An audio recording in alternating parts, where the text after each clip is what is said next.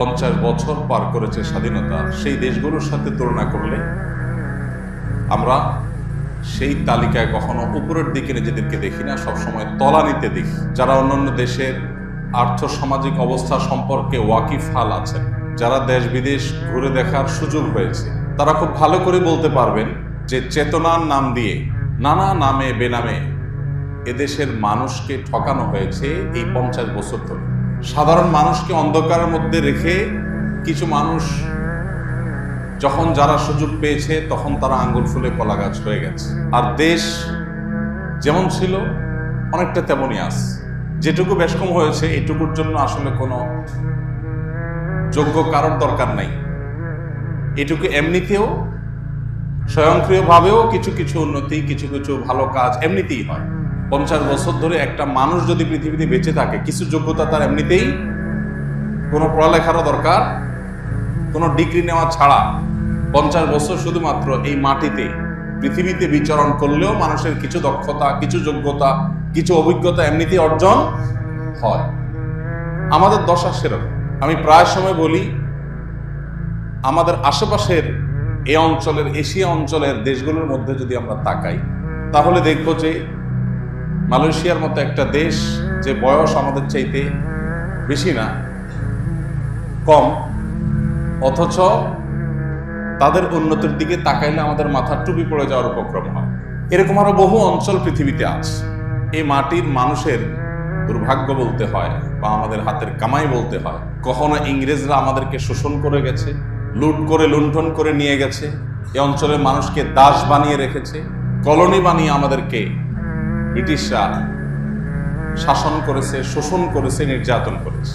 আর কখনো আমাদেরকে স্বাধীনতার মূল্য ঝুলিয়ে আমাদেরকে পরাধীন করে রাখা হয়েছে।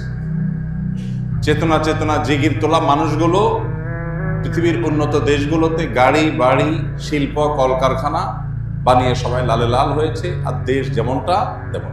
এখন নতুন করে যে পথ চলা শুরু হলো এই দেশের, এই নতুন পথ চলায় সর্বক্ষেত্রে সংস্কারের উদ্যোগ নিয়েছে, আপনারা জানেন, সরকার। সংবিধান থেকে নিয়ে প্রত্যেকটা ক্ষেত্রে, প্রত্যেকটা সেক্টরে তারা নতুন করে পথ চলার স্বপ্ন দেখাতে চাচ্ছেন মানুষকে। কতটা তারা পারবেন জানি না, তবে তারা পেরে উঠুক সে দোয়া অবশ্যই সব মানুষের। তারা যদি না পারেন তাহলে আবারও কখন এরকম সম্ভাবনা তৈরি হবে সেটা একমাত্র আল্লাহ ছাড়া আর কেউ জানে। আবারও যদি সে শোষণের সে জাতাকলে আমরা চলে যাই, মোড়লার মাতবরদের হাতে যদি আমরা চলে যাই, যে ঘুরে ফিরে আমাদেরকে কিছু বুলি শিখিয়ে, আমাদের চোখে দুলি দিয়ে এখান থেকে কিছু মানুষ, এদেশের মানুষের, প্রবাসীদের কষ্টের ঘাম জড়ানোর টাকা যেগুলো রেমিটেন্স আকারে পাঠায়, সেগুলো বিদেশে পাচার করে দেশটাকে খালি করার মহোৎসব আবার না জানি কখন শুরু হয়। এই যে পথ চলা শুরু হলো, এর মধ্যে একটা রাষ্ট্র, একটা দেশ যে সংবিধানের ভিত্তিতে পরিচালিত হয়ে থাকে, এই সংবিধান সংস্কারের কাজ চলমান আছে। আপনারা জানেন, আমরা শুধুমাত্র শাসকদের অথবা আমাদেরকে যারা বিভিন্নভাবে নিয়ন্ত্রণ করে সেই নিয়ন্ত্রণকর্তাদের সমালোচনা করি, আমরা নিজেদেরও সমালোচনা, জনগণের এক একজন সদস্য হিসাবে, রাষ্ট্রের এক একজন সদস্য হিসাবে, এদেশের মানুষ হিসাবে আমাদেরও সমালোচনার জায়গা আছে, আমাদেরও ত্রুটির জায়গা আছে। সংবিধান সংশোধন সম্পর্কে অনলাইনে প্রস্তাবনা নেওয়া হচ্ছে। যে কোনো নাগরিক তার মতামত সেখানে দিতে পারছে। কতটা সেটা মানা হবে, কতটা হবে না, সেটা তো আর আমাদের নিজেদের হাতে না। কিন্তু আমাদের মতামত দেওয়ার সুযোগ যেখানে আছে, সেই সুযোগ বেশিরভাগ মানুষ যারা দেশকে ভালোবাসেন, এই মাটিকে ভালোবাসেন, সে মানুষগুলো নিচ্ছেন না। বেশিরভাগ মানুষ এই সুযোগটা গ্রহণ করছেন না। আমরা এখানে যত মানুষ আছি, আমি যদি এখন জিজ্ঞেস করি যে অনলাইনে সংবিধান সংস্কারের ক্ষেত্রে আপনি একজন এদেশের নাগরিক হিসাবে আপনার মতামত জানানোর যে সুযোগ তৈরি হয়েছে, আর কয়েকদিনের মধ্যে সেটা বন্ধ হয়ে যাবে, এই সুযোগটা গ্রহণ করে আপনার সুচিন্তিত মতামতটা দিয়েছেন এমন কেউ আছেন এখানে? ইমাম সাহেব হাত তুলছে, আর কেউ নাই? দুইজন, অনেকে জানেই না। জি, দেখেন, তাহলে আমরা শুধুমাত্র যে শ্রেণীকা আমাদেরকে নিয়ন্ত্রণ করে, আমাদেরকে চালায়, আমরা যাদের বগি, যারা আমাদের ইঞ্জিন, শুধু তাদের সমালোচনা করি, আমাদের দোষের জায়গাটা দেখছেন? আমরা খবরও রাখি না, এবং সেখানে গিয়ে লিঙ্কে ঢুকে একটু নিজের 2 লাইন লিখে মতামতটা ব্যক্ত করা, এই কাজটাও আমরা করিনি। যারা কাজ করার তারা ঠিকই করছে। এদেশের মানুষ হাতে গোনা কয়েকজন মানুষের কাছে জিম্মি, তাদের গোলাম হয়ে আছে সেই শুরু থেকে। তারা পলিসি ঠিক করে দেয়, সে অনুযায়ী দেশ চলে। ওরা ঠিকই লিঙ্কে ঢুকে ঢুকে তাদের মন্তব্যগুলো লিখে যাচ্ছে, এবং সেগুলোর উপর ভিত্তি করে হয়তো কিছু একটা দাঁড় করানোর চেষ্টা হবে। আবারও ঘুরে ফিরে সেই জাতাকলে আমরা যদি ঢুকি, এর চেয়ে বড় দুর্ভাগ্যের আর কি হবে। মালয়েশিয়া সম্পর্কে আমাদের এক ভাই, আমাদের এক বন্ধু একটা চমৎকার মন্তব্য করেছে। বলেছেন যে ওই দেশের মানুষ যেরকম যোগ্য নেতৃত্ব পেয়েছে, লিডার পেয়েছে, আবার লিডাররাও যোগ্য নাগরিক পেয়েছে, মানুষ পেয়েছে। এটা আমরা এর আগে হজ সম্পর্কিত আলোচনা প্রসঙ্গে বলেছিলাম। শুধু ওই অঞ্চল ওইটা না, ওই অঞ্চলে যদি দেখেন আপনি ইন্দোনেশিয়া, মালয়েশিয়া, দেখবেন তারা নেতা হিসাবে, নেতারা যেরকম তাদের পারফরমেন্সকে সেভাবে করার চেষ্টা করেন, নাগরিকরা অনুসারী হিসাবে, দেশের সাধারণ নাগরিক হিসাবে, মানুষ হিসাবে তারাও দায়িত্বশীল আচরণ করেন। এই উভয় প্রচেষ্টার মধ্য দিয়ে কিন্তু তারা এগিয়েছে। আমাদের নাগরিক হিসাবে যে আমাদের কমন দায়িত্বগুলো আছে, সেগুলো আমরা বেশিরভাগ ক্ষেত্রে পালন করতে চাই। রাস্তাঘাট নষ্ট করা থেকে নিয়ে, আইন শৃঙ্খলা ভঙ্গ করা থেকে নিয়ে, ডিসিপ্লিন ধ্বংস করা থেকে নিয়ে, যা খুশিতা করা থেকে নিয়ে, সুযোগের অভাবে আমরা অনেকেই সৎ। সুযোগ পাইলে আমাদের অনেকেরই আসল রূপ বের হয়ে আসে। অমুক সরকারি কর্মকর্তা অত টাকা বানাইছে, অমুকে দুর্নীতি করছে, অমুক মামুখালু করেছে। আমাদের অনেককে যদি ওই চেয়ারে বসায় দেওয়া হয়, তাহলে দেখা যাবে যে আমরা কতটা সৎ। তো আমাদের উচিত হলো এই নতুন সময়ে তওবা করা, এবং নিজেদের উচিত হলো মেরুদণ্ডটাকে সোজা করা। আমাদেরকে নিয়ে বিদেশিরা যে খেলে, এই খেলাটা বোঝার জন্য এখন আর পণ্ডিত হওয়ার প্রয়োজন নেই। একটু বিবেক বুদ্ধি খরচ করলে দেখা যাবে, বোঝা যাবে, আঁচ করা যাবে, উপলব্ধি করা যাবে, অনুমান করা যাবে যে কিভাবে আমাদেরকে নিয়ে বিদেশিরা খেলে। কিছু লোন দেয় আর কিছু শর্ত দেয়, যে শর্তের সাথে লোনের কোনো সম্পর্ক নেই। এই সমাজকে তাদের মতো করে কলোনি বানিয়ে রাখার জন্য যা যা দরকার সেগুলো তারা ব্যবস্থা করে। কারণ আমরা দুর্বল। আমরা যদি আজ শক্তিশালী থাকতাম, তাহলে সেক্ষেত্রে তারা সুযোগটা পেত না। এই যে সংবিধান সংস্কারের কাজ চলছে এবং রাষ্ট্র সংস্কার, প্রত্যেকটা সেক্টর সংস্কারের কাজ চলছে, এই সংস্কার কতটা সফল হবে সেটা সময় বলে দিবে, আল্লাহ ভালো জানেন। চেষ্টা তারা করছে, কিন্তু মানুষ হিসাবে আমাদের চেষ্টা করার যে মিনিমাম দায়িত্বটুকু, সেটুকু আদায় করা দরকার। মানব ইতিহাসের প্রথম লিখিত সংবিধান তৈরি করেছেন মুহাম্মদ সাল্লাল্লাহু আলাইহি ওয়াসাল্লাম। তার আগে কোন রাষ্ট্রনায়ক তার রাষ্ট্র পরিচালনার সংবিধান, লিখিত সংবিধান, সেই রাষ্ট্রের ভিন্ন মতাবলম্বী যারা আছে তাদের কনসার্ন নিয়েও তারপরে লিখিত সংবিধান তৈরি মুহাম্মদ সাল্লাল্লাহু আলাইহি ওয়াসাল্লাম আগে পৃথিবীতে কোন রাষ্ট্রনায়ক করেছে বলে কেউ বলতে পারবে না। সেই সংবিধানের নাম হলো ঐতিহাসিক মদিনা সনদ। নবী করিম সাল্লাল্লাহু আলাইহি ওয়াসাল্লাম যখন মদিনা রাষ্ট্রে ইনসাফ, ন্যায় বিচার, অর্থনৈতিক মুক্তি এগুলো প্রতিষ্ঠা করবার উদ্যোগ নিয়েছেন, তখন সেখানে বসবাসরত ইহুদিদেরও নিরাপত্তা ওই সংবিধানে নিশ্চিত করেছে। যদিও সেই ইহুদিরা বিশ্বাসঘাতকতা করেছে সেই মদিনা রাষ্ট্রের সাথে, এবং তার পরিণতিও তারা ভোগ করেছে, তারা বিতাড়িত হয়েছে মদিনা থেকে। কিন্তু তার আগ পর্যন্ত মুহাম্মদ সাল্লাল্লাহু আলাইহি সাল্লাম সেই অন্য ধর্মাবলম্বী, ভিন্ন মতাবলম্বী তাদেরও নিরাপত্তাকে নিশ্চিত করে, তাদেরও অধিকারকে নিশ্চিত করে তারপর সে ঐতিহাসিক মদিনা সনদ লিখেছেন। তার আগে পৃথিবীতে শাসক ছিল না তা তো না, শাসক ছিল, নেতা ছিল, কিন্তু রাষ্ট্র পরিচালনার জন্য অন্য ধর্মাবলম্বীদেরকেও আওতায় এনে তাদেরকেও বাউন্ডারির মধ্যে রেখে তাদেরও নিরাপত্তা এবং অধিকারের কথা নিশ্চিত করে চিন্তা করে তাদেরকে সাথে নিয়ে রাষ্ট্র কিভাবে পরিচালনা হবে তার নীতিমালা লেখা, এটা পৃথিবীতে এই প্রথম নবী সাল্লাল্লাহু আলাইহি ওয়াসাল্লাম মুহাম্মদ সাল্লাল্লাহু আলাইহি ওয়াসাল্লাম করেছে। আমাদের এই রাষ্ট্র যখন স্বাধীন হয় তখন যে সংবিধান আমাদেরকে দেওয়া হয়, এই সংবিধান নিয়ে দু একটা কথা বলা দরকার। আপনারা যারা সংবিধান সম্পর্কে জানেন বা ঘাটাঘাটি আছে, ধারণা আছে, বেসিক বিষয়গুলো অন্তত জানাশোনা আছে, তারা বলতে পারবেন যে 1971 সালে দেশের মানুষ রক্ত ঝরিয়ে জীবন দিয়ে জুলুমকে না বলে তারা দখলদার এবং হানাদার থেকে এই দেশকে মুক্ত করেছে। অর্থাৎ দেশের জন্ম হয়েছে একটা যুদ্ধের মধ্য দিয়ে। জন্মের পর রাষ্ট্র কিভাবে পরিচালনা হবে সেই সংবিধান যখন লেখা হয়েছে, সেই সংবিধানে ওই মুক্তিযোদ্ধারা যারা যুদ্ধ করে দেশকে স্বাধীন করেছেন, সেই মুক্তিযোদ্ধাদের চেতনা, তাদের বিশ্বাস, তাদের ভক্তি, তাদের ঈমান, তাদের সে উপলব্ধি, সে বিষয়গুলো সংবিধানে সেভাবে স্থান পেয়েছে উল্টাটা। আপনি যদি লক্ষ্য করেন, আপনি দেখবেন মুক্তিযুদ্ধের মূল নীতি হিসাবে যেগুলো উল্লেখ করা হয় সেগুলো তখন কোথায়, কে ঘোষণা দিয়েছে, এই নীতিগুলো কোথায়, কোথা থেকে পাওয়া গেছে, সেগুলো আপনি হাতড়ে কোথাও পাবেন না।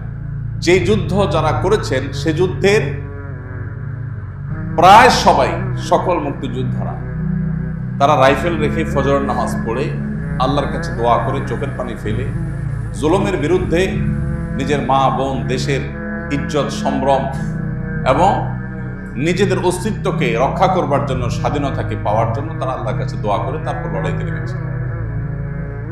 সেই মানুষগুলোর এই যে আল্লাহর প্রতি বিশ্বাস, সে আল্লাহ শব্দটা পর্যন্ত সে সংবিধানে স্থান পায়নি। 7 মার্চের যে রেসকোর্সের ভাষণে সর্বশেষ বাক্য ছিল আল্লাহ, দেশকে স্বাধীন করে ছাড়বো আমরা ইনশাআল্লাহ। ইনশাআল্লাহ মানে কি? যদি আল্লাহ চান। আল্লাহ কি চেয়েছেন না চান নাই? চেয়েছেন। আল্লাহ চাইলে আমরা স্বাধীন হতে পারবো, না হলে আমরা পারবো না। এটা ছিল যখন রেসকোর্সের ভাষণের সবচেয়ে গুরুত্বপূর্ণ অংশগুলোর একটি। যখন স্বাধীন হয়ে গেল তখন সংবিধানে আর আল্লাহ শব্দটা শুরু থেকে শেষ পর্যন্ত আর কোথাও নেই। কিভাবে আমাদের চেতনাগুলো হাইজ্যাক করা হয়েছে, কিভাবে আমাদের বিশ্বাসগুলোর সাথে ভণ্ডামি করা হয়েছে, প্রতারণা করা হয়েছে, ঠকানো হয়েছে, সেটা আপনি প্রতিটা পাতায় পাতায়, লাইনে লাইনে ধরতে পারবেন। এটা বোঝার জন্য পণ্ডিত হওয়ার দরকার হবে না, চোখ কান খুললে আপনি দেখতে পাবেন। যে স্বাধীনতা অর্জনের আগে বলা হয়েছে আল্লাহ চাইলে হবে, না হলে হবে না, স্বাধীনতা হওয়ার পর আর আল্লাহর নামই নাই। এই মুক্তিযুদ্ধে সকল মানুষ সামিল হয়েছে, ঠিক আছে, কিন্তু সেখানে সাধারণ মুক্তিযোদ্ধাদের যে সমস্ত ছবি আপনারা এখনো অনলাইনে পুরাতন ছবি পাবেন, সেই ছবিগুলোকে একটু বিবেকের চোখ দিয়ে যদি পড়ার চেষ্টা করেন, দেখবেন এরা কেউ সেকুলার ছিল না, এরা ধার্মিক ছিল। ওই ছবিগুলোকে যদি আপনি বিবেকের চোখ দিয়ে একটু পড়ার চেষ্টা করেন, আপনি দেখবেন তারা সবাই প্রচন্ড রকমের ধর্মবিশ্বাসী মানুষ ছিল। ধর্মবিশ্বাসী মানুষদের রক্তের উপরে যদি কোনো রাষ্ট্র তৈরি হয়, সেই রাষ্ট্রের সংবিধানে ধর্মবিশ্বাসকে ছুঁড়ে ফেলে দেওয়া হবে। এর চেয়ে বড় বেঈমানি আর কি হতে পারে? আপনি তখনকার স্বাধীনতাকামী মানুষদের বিরুদ্ধে দাঁড়ানো যে রাজাকারদের ছবিগুলো এখনো পাওয়া যায়, সেগুলোকে একটু বিবেকের চোখ দিয়ে পড়ার চেষ্টা করেন, দেখবেন একটারও মুখে দাড়ি নাই, ধর্মের কোনো নামগন্ধ তাদের শরীরে। কিন্তু সেই রাজাকারের চরিত্রে দাঁড় করানো হয় এখন সাদা শুভ্র দাড়ি বিশিষ্ট ধার্মিক মানুষগুলোকে। মুক্তিযুদ্ধকে দাঁড় করানো হয় ইসলামের বিরুদ্ধে, আর মুক্তিযুদ্ধের বিরোধীদের ওখানে দাঁড় করানো হয় ইসলামকে এবং মুসলমানদেরকে। অথচ ঘটেছে তার উল্টা। তো এইভাবে আমাদেরকে প্রতারিত করা হয়েছে, এভাবে আমাদেরকে ঠকানো হয়েছে। আমি একটা কথা প্রায় বলি, 50 বছর ধরে একটা জিগির আমাদেরকে শোনানো হয়েছে, তা হলো রাষ্ট্র থেকে ধর্মকে আলাদা করে ফেলা। ধর্ম মসজিদের জিনিস, মন্দিরের জিনিস, এটা রাষ্ট্রে আনিও না। রাষ্ট্র সেকুলার থাকতে হবে। তো রাষ্ট্র সেকুলার থেকে তো 50 বছর আমরা দেখলাম কি হয়েছে, যে লাউ সেই কদু, যে চুরি সে বাটপারি। আগে পাকিস্তানিরা শোষণ করতে, এখন ক্ষমতাসীনরা করে।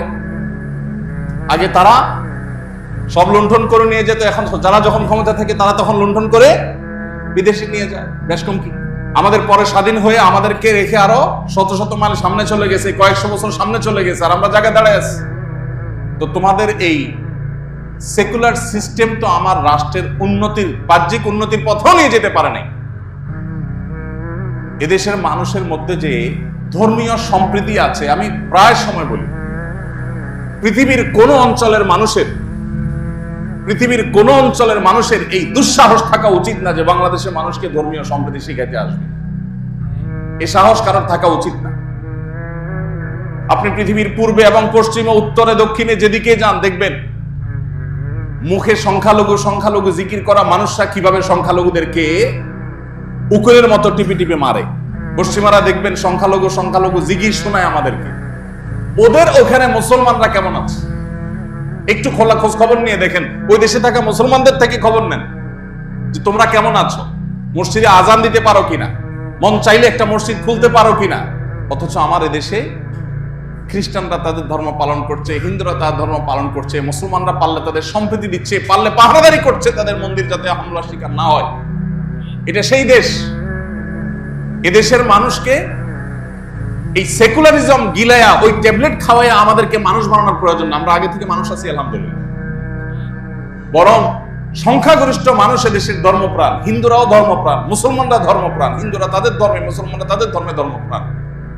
অতএব রাষ্ট্র পরিচালনার যে মূল সংবিধান, সেই সংবিধানে যদি ধর্ম বিশ্বাসের প্রতি শ্রদ্ধাবোধ থাকতো, তাহলে এদেশের ধর্মপ্রাণ মানুষদেরকে রাষ্ট্র অন করত, তারা রাষ্ট্রকে অন করত এবং রাষ্ট্র অনেক বেশি এগিয়ে যেতে পারত। 24-এর এই পরিবর্তনের পেছনেও আপনারা জানেন যে এদেশের ধর্মপ্রাণ মানুষদের কি পরিমাণ অবদান আছে। সেই আবু সাইদের ফেসবুক ওয়ালে যদি আপনি যান, আপনি তার লাইনে লাইনে দেখতে পাবেন কতটা ধর্মপ্রাণ সে ছিল। এভাবে একটা একটা করে আপনি যদি দেখেন, অগণিত মাদ্রাসার ছাত্ররা এখনো তাদের চোখ নাই, হাত নাই, পাও নাই, তারা হসপিটালের বেডে কাতরাচ্ছে। আমি পত্রিকার কোন পাতায় দেখিনি তাদের অবদানকে শ্রদ্ধার সাথে উল্লেখ করতে, কিন্তু হসপিটালের বেডে বেডে গিয়ে আমি নিজের চোখে দেখেছি তাদের কষ্ট। আপনি এখনো গেলে অনেক জায়গায় দেখতে পাবেন। সে 71-এ যা হয়েছে এখনো যেন আবারও সেটা না হয়, আবারও যেন আমাদের চেতনাকে যেন হাইজ্যাক করা না হয়। এই জন্য আমাদেরকে একটু সজাগ থাকতে হবে। এই নতুন বাংলাদেশ গড়ার যে সংকল্প বা স্বপ্ন দেখছে তরুণরা, আমরা তাদের জন্য দোয়া করি, আল্লাহ তাদের সেই স্বপ্নকে বাস্তবায়ন করার তৌফিক দান করুন। শোষণের হাত থেকে আল্লাহ আমাদের প্রিয় মাতৃভূমিকে মুক্ত করুন। আমাদেরকে যেন কোনো ক্ষমতাসীন শক্তিরা যেন শোষণ না করে। আমরা যেন এমন কিছু নেতা পাই, এমন কিছু মানুষ পাই, তারা কারা হবে আমরা জানি না। আল্লাহ যাদেরকে দিয়ে এদেশের মানুষের নসিবে ভালো কিছু দিবেন, আল্লাহ তাআলা তাদেরকে আমাদের জন্য উপযুক্ত হিসেবে কবুল করে নিন। আমরা জানি না কারা কোত্থেকে আসবে, কিন্তু এই তরুণরা স্বপ্ন দেখাচ্ছে যে আর নয়, জুলুম বহুত হয়েছে। যারা যখন ক্ষমতা থাকবে, থানাগুলো সব তাদের কন্ট্রোলে থাকবে, ডিসি অফিসগুলো তাদের কন্ট্রোলে থাকবে, সংবাদ মাধ্যম তাদের পক্ষে ছাপাই গাইবে। এই তেল মারামারি বহুকাল চলেছে এদেশে, এদেশকে ধ্বংস করেছে এরা। আমরা প্রকৃত বাস্তবতাকে তুলে আনতে চাই। এই জন্য এই নতুন বাংলাদেশ গড়ার ক্ষেত্রে বিশেষ করে আমি যেটা বলেছিলাম, সামান্য কিছু মানুষ যারা 1%ও না, এদেশের রাষ্ট্র থেকে ধর্মকে আলাদা করে ফেলা হোক, রাষ্ট্র থেকে ধর্মকে দূরে ফেলা হোক, এই বিশ্বাসে এদেশের কত 50% মানুষ আছে, 10%। একটা অবাক করা বিষয় কি জানেন, এই জনগণের চেতনা বলে জিগির করা পাবলিককে যদি বলেন যে একটা গণভোট দেন, এরা মরে যাবে, কোনোদিন গণভোট দিবে না। কারণ গণভোট দিলে এরা জানে যে এদেশের ধর্ম, বর্ণ, দল, মত নির্বিশেষে সকল মানুষই ধার্মিক। এদেশে হিন্দুরাও ধার্মিক, মুসলমানরাও ধার্মিক। ধর্ম বিযুক্ত বা ধর্ম মুক্ত সংবিধান, এটা এদেশের মানুষ চায়। আমরা শুধুমাত্র মুসলমানদের কথা বলছি না, আমরা বলতে চাই যে আমাদের সংবিধানে এমন কোন ধারা উপধারা যদি থাকে যেটা এদেশের মানুষের ধর্মীয় এবং সামাজিক মূল্যবোধের পরিপন্থী, তাহলে সেটা অটোমেটিক বাতিল হতে হবে। এই যে ধর্মীয় মূল্যবোধের পরিপন্থী হলে বাতিলের কথা বলেছি, এখানে আমি ইসলামিক মূল্যবোধ শুধু বলিনি। কোন ধর্মের মানুষের ধর্মীয়, এদেশে যত ধর্মের মানুষ বসবাস করে, কোন ধর্মের মানুষের ধর্মীয় মূল্যবোধ পরিপন্থী কোনো কিছু বাস্তবায়ন থাকতে পারবে না, কোনো আইন হতে পারবে না যে আইন কোন ধর্মের ধর্মীয় মূল্যবোধের